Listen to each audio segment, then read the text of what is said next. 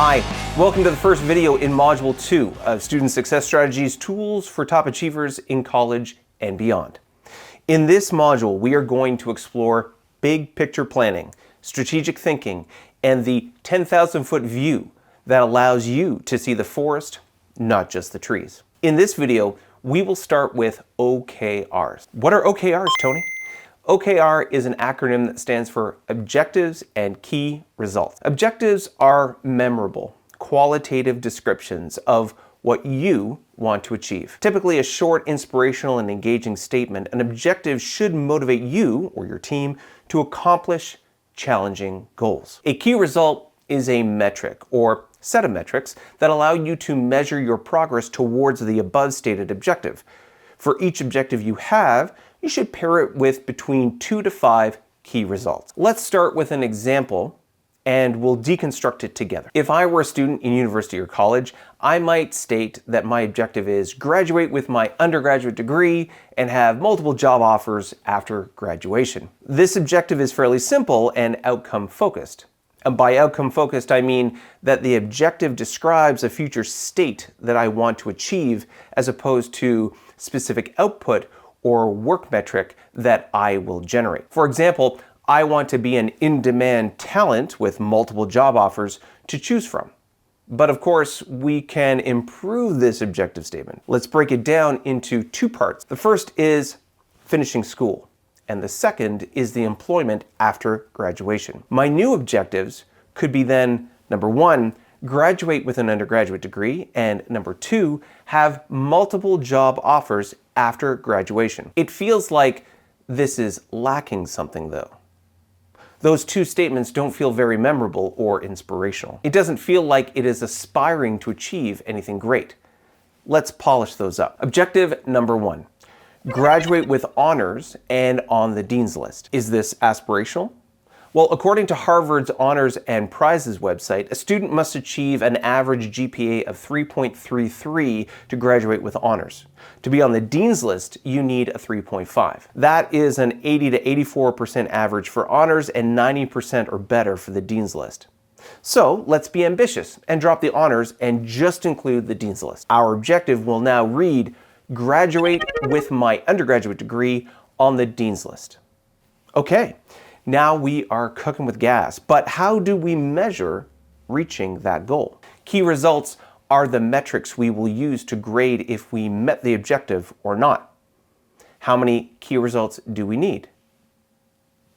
That's right, 2 to 5. So those 2 to 5 key results need to be gradable, measurable, or some degree of value associated with them. Based on Harvard's website, we know that 3.5 is the GPA you need to have to get on the Dean's List.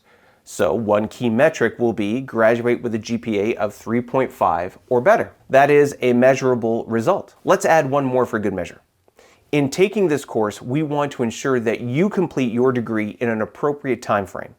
Let's add that as a key result. The average time to complete an undergrad degree in North America is just over 4 years. So let's be ambitious. Graduate with an undergraduate degree in 4 years or less. There, we have drawn our line in the sand. But wait, there's more. What about that second objective? Have multiple job offers after graduation. This might be a little more tricky, as it will likely be driven by what subjects, what interests, and what kind of career you are pursuing. So please forgive me if this example doesn't specifically touch on your interests, but this process is universally applicable and you can tailor it to your own contextual example. So for this example, I will be an engineering student looking to work with an engineering firm after graduation. Based on the details we discussed about our objective statement, our new objective statement for objective number 2 is graduate with multiple job offers from top-tier engineering firms. Of course, we'll need to dial this down to some more specific criteria. For example, what is top tier? For the purpose of this key result, I will define it as any company in the top 100 of the Engineering News Record's top 500 global engineering firms. It's an engineering publication that ranks companies globally. That means I will define my key result statement as have 3 or more job offers from companies ranked in the top 100 of ENR's top 500 list. Maybe you have a specific company or role that you're looking for. We can add that too. Have at least one offer from NVIDIA, AMD, or TSMC. That would leave us with the following objective and key result statements. Objective number 1, graduate with my undergraduate degree on the Dean's List. Key result number 1, graduate with a GPA of 3.5 or better. And key result number 2, graduate with an undergraduate degree in 4 years or less. Objective number 2, graduate with multiple job offers from top-tier engineering firms. Key result number 1 for this, have 3 or more job offers from companies ranked in the top 100 of ENR's top 500 list.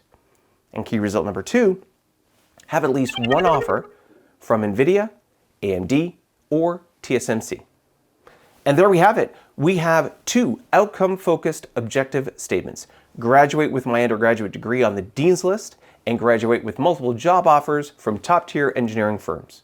We've dialed down on the details to describe what it means for each of those objectives. For our first objective, graduate with a GPA of 3.5 or better and graduate with an undergraduate degree in 4 years or less. For our second objective, have 3 or more job offers from companies ranked in the top 100 of ENR's top 500 list and have at least one offer from NVIDIA, AMD, or TSMC. In our next video, we are going to take those OKRs and use them to plan out what your next year might look like.